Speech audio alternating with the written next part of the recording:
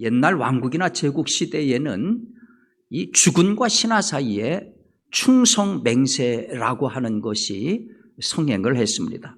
가장 대표적인 것이 아마 로마 제국이라고 할 수 있을 것 같아요. 우리 생각에는 로마 제국 하면은 아주 강력한 군대를 생각하고, 따라서 평상시에도 강력한 군대가 이렇게 주둔하고 있을 것이다, 이런 생각을 하시는데요. 반은 맞았고 반은 틀렸습니다. 무슨 얘기냐 하면은 적어도 공화정 시대에는 이렇게 상시의 군대가 없었습니다. 그냥 다들 자기 일하고 삶의 현장에서 살다가 전쟁이 발발하면은 군인들을 징병을 해가지고 전투를 치렀던 겁니다. 그리고 다시 전투가 끝나고 평화가 오면은 다들 집으로 돌아가서 일상의 삶을 행했던 것이지요. 정상적인 그와 같은 오늘날 우리가 생각하는 1년 8개월 군에 가가지고 군인으로만 복무한다, 이런 것들이 적어도 공화정 시대에는 없었던 거지요. 여러분들 잘 아시는 것처럼 로마 사람들이 많은 신들을 섬겼습니다. 근데 그 많은 신들의 대부분은 헬레니즘으로부터, 그리스로부터 넘겨받은 것이었어요. 근데 그 중에서 유독 그리스로부터 넘겨받지 않고 로마 고유에 만들어진 신 하나가 있는데, 그게 뭐냐 하면 바로 야누스라고 하는 신입니다. 여러분들이 이 야누스 그림을 보셨을 것입니다만, 야누스는 흔히 출입문의 신, 그렇게 일컬어지는데요. 이 똑같은 모습이 좌우 대칭으로 이루어져 있는 저 모습이 뭘 말하냐 하면, 표면적으로는 출입문을 지키는 신이니까 출입문을 지키는 데 있어서 빈틈이 없어야 된다, 그런 이제 의미를 담고 있고, 보다 내면적으로는 세상의 만사에 시작과 끝을 관장하는 신이기 때문에 어떤 빈틈도 있어서는 안 된다. 마치 집을 나갈 적에 문을 열고 나가고 들어올 적에 문을 닫는 것처럼, 바로 이 야누스가 세계 시작에 문을 열었고 동시에 만사의 문을 닫는다, 그런 의미로 야누스 신전에는 야누스의 문이라고 하는 저와 같은 문이 설치가 되어 있습니다. 자, 만일 원로원에서 적이 쳐들어와서 전쟁을 결의하게 되면 바로 저 야누스 신전의 문이 활짝 열립니다. 그리고 카피톨리노스 언덕에 붉은 깃발이 쫙 올라갑니다. 로마시에는 모두 7개의 언덕이 있습니다. 모든 것들은 이 언덕을 중심으로 도시가 형성이 되고 광장이 만들어지고 시장이 조성이 됩니다. 저 중에서 가장 높은 것이 바로 카피톨리노스 언덕입니다. 저 언덕에는 유피테르 신전과 유노 신전이 있고 로마의 정치와 종교의 중심지입니다. 지금은 로마의 시청이 자리 잡고 있습니다. 우리가 영어로 수도를 뜻하는 것이 캐피털인데, 바로 이 캐피털이라고 한 단어가 지금 말씀드리는 저 카피톨리노스라고 하는 데에서 유래가 된 단어입니다. 자, 원로원이 전쟁을 결의하면은 야누스 신전의 문이 열리고 저 카피톨리노스 언덕에 붉은 깃발이 쫙 올라가요. 전쟁을 선포하는 거고, 그 얘기는 뭐냐면은 이제는 징병을 시작한다는 얘기입니다. 그렇다고 해서 로마의 모든 남자들이 다 군대 갈 수 있었던 것은 아니었어요. 누가 갈 수 있느냐? 오직 세금을 내는 시민들, 땅을 가지고 있는. 무슨 얘기냐 하면은 시민으로서 그만큼 권리를 누리는 만큼 이제는 그 의무도 다 해야 된다, 그런 얘기입니다. 그러니까 하층민이나 노예는 전쟁이 나도 징집이 되지를 않았어요. 징집의 대상은 16살부터 46살까지의 남자가 해당이 됐습니다. 그런데 여기 징병에 또 면제를 받는 사람들도 있었어요. 보병인 경우에는 16번 전투에 참여했으면 면제를 받았고요. 기병인 경우에는 10번을 전투에 참여했으면 면제를 받았습니다.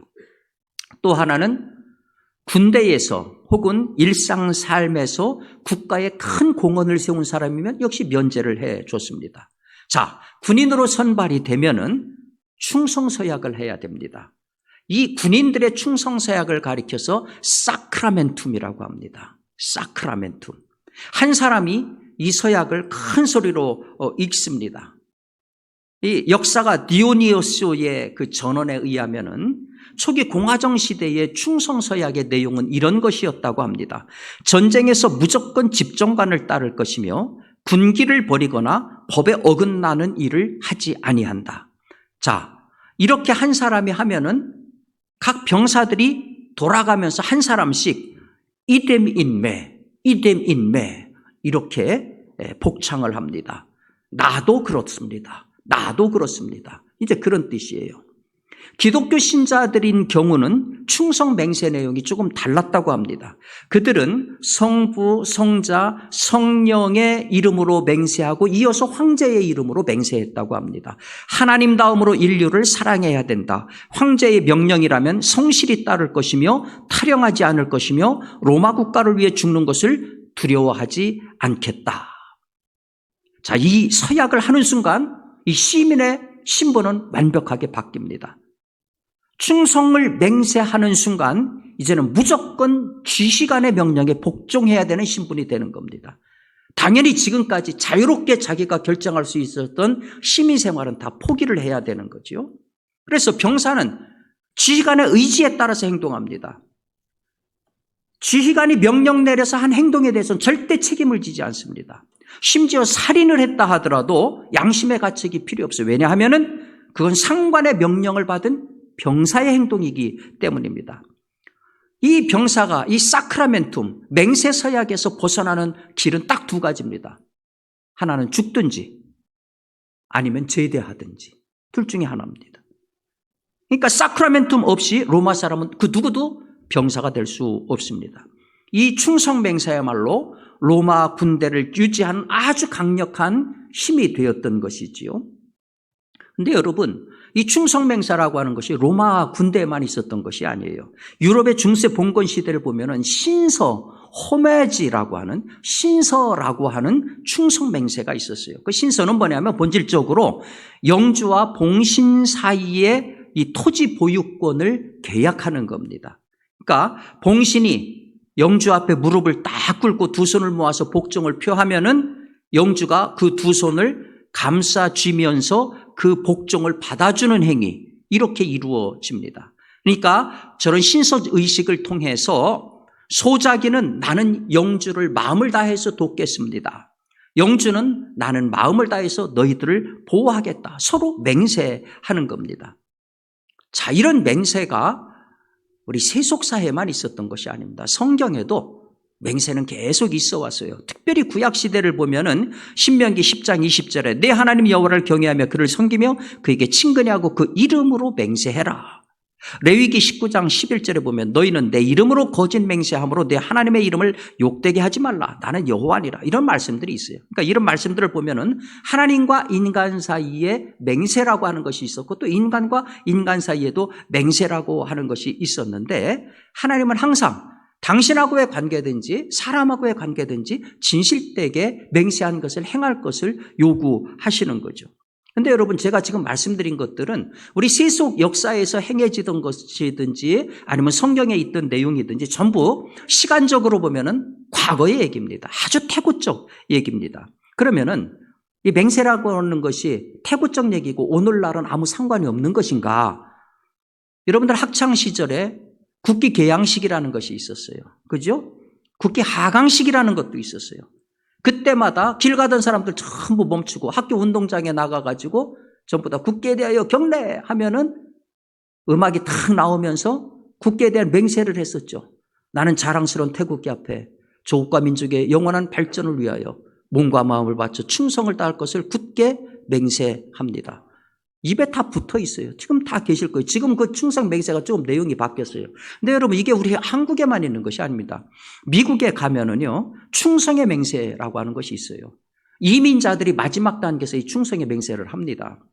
나는 미합중국의 국기에 대해 그리고 이것이 표성하는 모든 사람을 위해 자유와 정의가 함께하고 신 아래 갈라질 수 없는 하나의 국가인 공화국에 대해 충성을 맹세합니다. 그런 내용입니다. 무슨 얘기입니까? 충성맹세는요, 시간하고 상관없이 우리 시대에도 여전히 현재형이라는 거예요. 맹세라는 게 뭔가요? 사전을 보니까 이런 뜻입니다. 일정한 목표를 실천하겠다고 다짐하는 것. 맹세라고 하는 것은 일이든지 자기 신분에 대해서 자원하는 열정입니다. 배반하지 않겠다는 신념의 표현입니다. 많은 사람들이 이 맹세를 하면은 이 맹세를 지키기 위해서 심지어 목숨까지 내놓습니다. 맹세를 어기면은 어떤 집단에 있었든지 간에 배신자요 변절자로 낙인을 찍고 절대로 그 집단 안에서 함께 살아갈 수가 없습니다. 어느 국가나 어느 단체든지 간에 이와 같은 충성스러운 맹세를 요구하기 마련이지요. 이 맹세를 한번 하게 되면은 나는 이 맹세 속으로 얽어매여 들어가는 겁니다. 그 맹세 내용에 집중하지 않을 수가 없어요. 신실한 맹세라고 하는 것은 어느 조직이든지 단체든지 도움이 되는 거죠. 그리고 어느 시대든지 맹세는 다 존재합니다. 여러분들이 결혼 서약 하셨잖아요. 그것도 사실은 맹세입니다. 전월서 매매 계약서 쓰시잖아요. 이것도 맹세예요. 맹세가 없는 사회라고 하는 것은 불가능하지요. 그런데 오늘 성경을 보면 우리 주님은 전혀 다른 얘기를 하시잖아요. 또 옛사람에게 말한 바 헛맹세를 하지 말고 내 맹세한 것을 주께 지키라 하였다는 것을 너희가 들었으나 나는 너희에게 이르노니 도무지 맹세하지 말라. 도무지 맹세하지 말라. 우리 생각할 적에는 율법을 따라서 하나님 이름으로 충실하게 맹세하고 그것을 준수하면 되는 거 아닌가? 근데 예수님은 헛맹세하는 거 하지 말라 그 얘기 있는데 아니야. 그 정도가 아니라 아예 맹세를 하지 마. 그러면서 아주 구체적으로 하늘로도 하지 말고 땅으로도 하지 말고 내 머리로도 하지 말라. 이게 무슨 얘기냐면 당시 유대인들이 맹세를 그렇게 했다는 얘기입니다. 맹세라고 하는 게 뭡니까? 나보다 절대적인 존재를 의지해서 하는 거예요. 그래야 효과가 있다고 느꼈던 거죠. 그래서 유대인들이 맹세할 적에 절대자인 하나님을 의지해서 맹세를 했어요. 그런데 시간이 지나면서 사람들이 하늘과 땅과 성전을 두고 맹세를 했습니다. 이것은 좋게 보면은 십계명의 제2계명을 지키려고 하는 노력이 반영되어 있다. 이렇게 봐줄 수 있어요. 즉 너는 너희 하나님 여호와 이름을 망령되이 일컫지 말라. 그래서 하나님께 직접 맹세하는 것은 망령된 것이다. 유대인들은 하나님의 이름을 못 불렀잖아요. 그러니까 하나님 대신에 대안으로 하늘을 두고 맹세를 했던 거죠.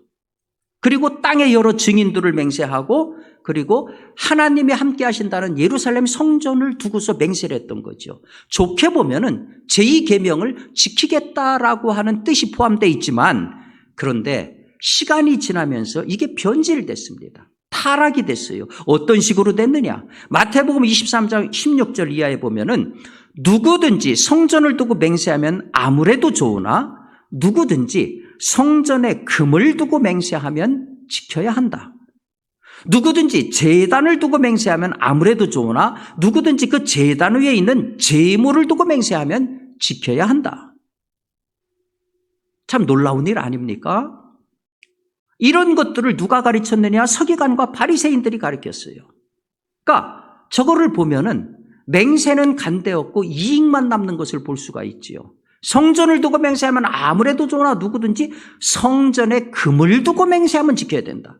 제단을 두고 맹세하면 아무래도 좋으나 누구든지 그 제단 위에 있는 제물을 두고 맹세하면 지켜야 된다. 원론이 뭡니까?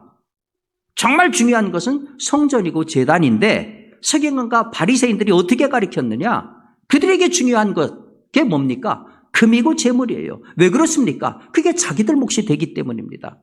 그렇기 때문에 자기들 몫이 되는 것, 그거는 꼭 지켜야 된다. 실제 하나님께서 지켜보는 그거는 제외해놓고 나한테 유익이 되는 것, 그거는 지켜야 된다. 이런 식으로 맹세를 변질시켰던 겁니다. 예수님이 맹세하지 말라는 얘기는 바로 이런 맥락에서 나온 겁니다. 사실 아까도 말씀드렸습니다만 성경에는 맹세가 많이 나와요. 심지어 하나님도 자기 자신을 들어서 맹세하라고 그랬어요. 여호와께서 이르시기를 내가 나를 가리켜 맹세하노니. 또 이스라엘 백성에게도 맹세하라고 그랬어요. 너는 조심하여 너를 애굽 땅 종되었던 집에서 인도하여 내신 여호와를 잊지 말고 내 하나님 여호와를 경외하며 그를 섬기며 그의 이름으로 맹세할 것이니라. 그래서 실제로 성경에 기록되어 있는 맹세의 근본적인 정신을 보면은요, 아주 중요한 때 맹세해라. 맹세는 꼭 하나님의 이름으로 해라. 만약 맹세를 했다면은 목숨을 걸고라도 지켜라. 반드시 지켜라. 너한테 해로울지라도 지켜라. 이게 성경에서 얘기하는 맹세의 핵심적인 내용입니다. 아주 중요하고 굉장히 긍정적이잖아요. 그러면 예수님께서 맹세하지 말라는 것은 이 모든 것을 깬 것이냐? 우리 마음에 걸리는 것이 뭐냐 하면은 오늘 본문 34절에 도무지 맹세하지 말라. 도무지 맹세하지 말라. 이 도무지가 마음에 걸려요. 근데 여러분, 이 도무지라고 하는 것은 모든 맹세 자체를 가리키는 말이 아닙니다.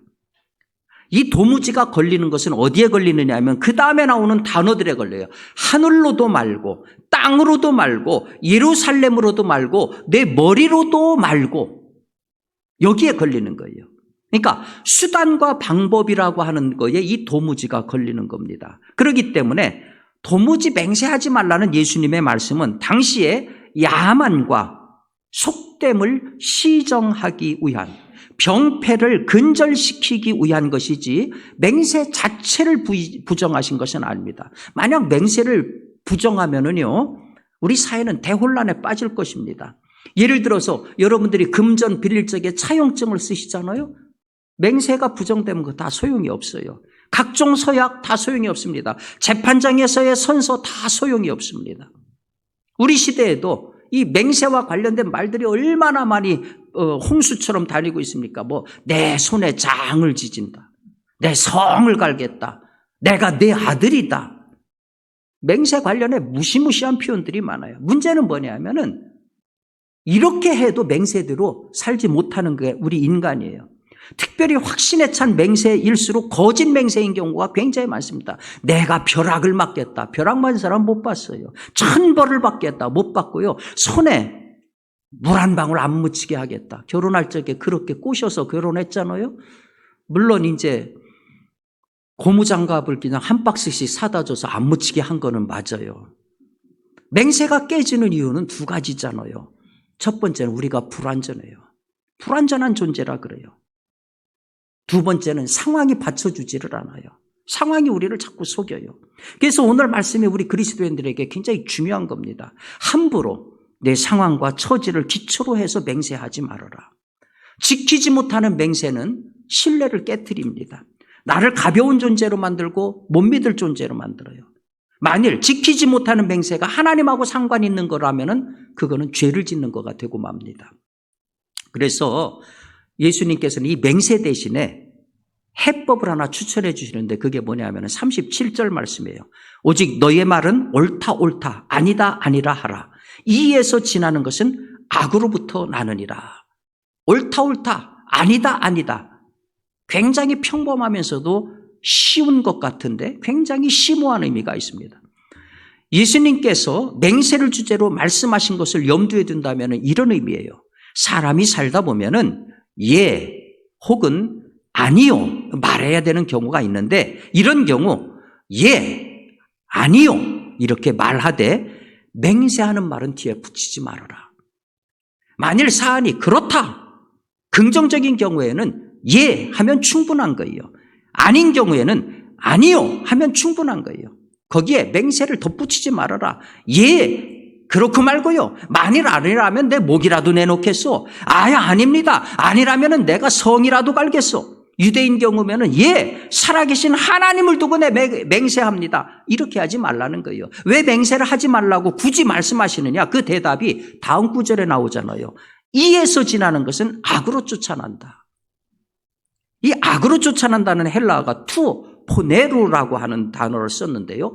악으로부터 거짓의 아비로부터 즉 악마로부터 그런 얘기입니다. 그래서 영어 성경인 Contemporary English 버전이라고 하는 성경에는 이렇게 번역을 했어요. Anything else comes from the devil. 그 밖의 것은 악마로부터 나오는 것이다. From the devil. 악마로부터 나오는 것이다. 무슨 얘기인가요? 옳고 그름은 분명해야 됩니다. 그런데 그 사안에 대해서 책임 있는 답변을 회피하고 오히려 하나님의 거리를 빌어 이런저런 것들을 빌어서 구구한 맹세를 하는 것은 악한 자나 악마의 부추김이 된다는 것이죠. 지키지 못할 것을 추가하는 꼴이 되고 맹세를 자기 이익에 악용하는 위험에 빠뜨린다 하는 겁니다. 그러니까 예수님 말씀의 핵심은 그거죠. 옳고 그름에 대한 분명한 확신이 있다면은 옳고 그름 그 자체에 서라. 더 이상 뒤에 구구하게 붙이지 말아라. 그런데 여러분, 옳다 아니다 하라. 이 말씀은요, 이거보다 훨씬 중요한 의미를 담고 있어요. 헬라어 원문으로 읽으면은 그러나 너희는 옳다라고 말하든지 아니오라고 말하든지 해라. 반복법을 사용하고 있어요. 반복한다는 것은 무슨 얘기입니까? 강조한다는 얘기입니다. 그렇다면 예수님이 뭘 강조하려고 했습니까? 바로 진실입니다. 진실이 중요하다. 그러니 진실함을 추구해라. 옳다 아니다. 실질적으로 예수님이 말씀하시려고 하는 진정한 의미는 뭐냐면은 진실이 뭔지, 진리가 뭔지 알지 않느냐? 그렇다면 그대로 해라. 정말 이 시대 정말 필요한 말씀인 것 같아요. 우리 시대를 보면은 진실도 상실되고 진리도 상실되고 정의도 상실됐어요. 그래서 당장 내 이익이 걸린 문제라고 하면 진실보다 이익을 우선시 삼습니다. 선과 악과 거짓과 진리가 구분돼도 나에게 피해가 된다 생각하면은 침묵합니다. 다 알면서 침묵하고요. 심지어 예를 아니오를 예라고 바꾸어 말합니다. 저는 공부하면서 우리나라에 선교사들이 와서 했던 얘기가 뇌리에 남아요. 우리나라에서 와서 보니까 조선 말이죠.